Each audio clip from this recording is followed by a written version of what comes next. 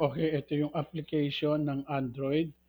Ah, Kasama rin 'to ron sa free na cloud timekeeping. Magda-download lang yung empleyado sa App Store, or app for iOS or Android, and then kailangan lang niyang input ang company ID, ang, employee ID, at yung password na initially binigay sa kanya ng, HR.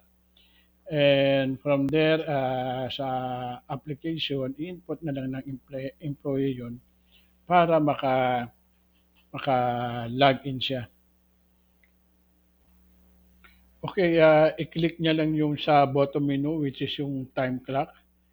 Pag kinlik niya yan, pupunta na siya roon sa geolocation clock in and clock out menu na makikita ng, application kung saan yung location niya through GPS, no?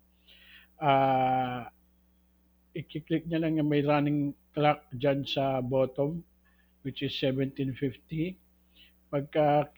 Na-click niya yan, yung logs niya o yung location niya is ipapasok yun doon sa cloud timekeeping. Need niya lang i-confirm yan.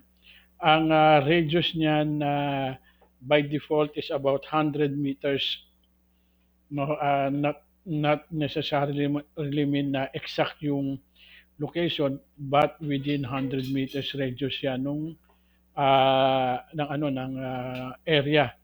Once na ma-confirm niya yan, pasok na yan as clock in or clock out doon sa timekeeping, sa cloud timekeeping. So isa to sa magandang feature para sa mga nagfi-field or sa case na sira yung device o may problema sa internet. Sa account din na ito, nakikita rin ng empleyado ang kanyang schedule at yung actual na clock in and clock out niya.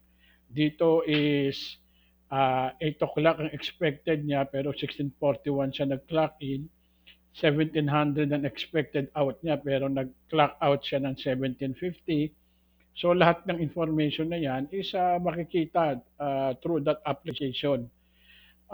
Pwede niyang i-check yan o i-dispute with the HR kung sakali man.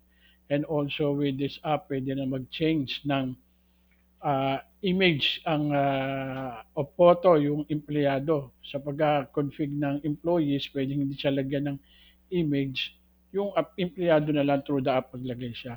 At the same time, pwede siyang mag-change na rin ng password doon sa application. Initially kasi ang HR ang nagbibigay sa kanya ng password. So, gano'n lang po kadali yung paggamit nito.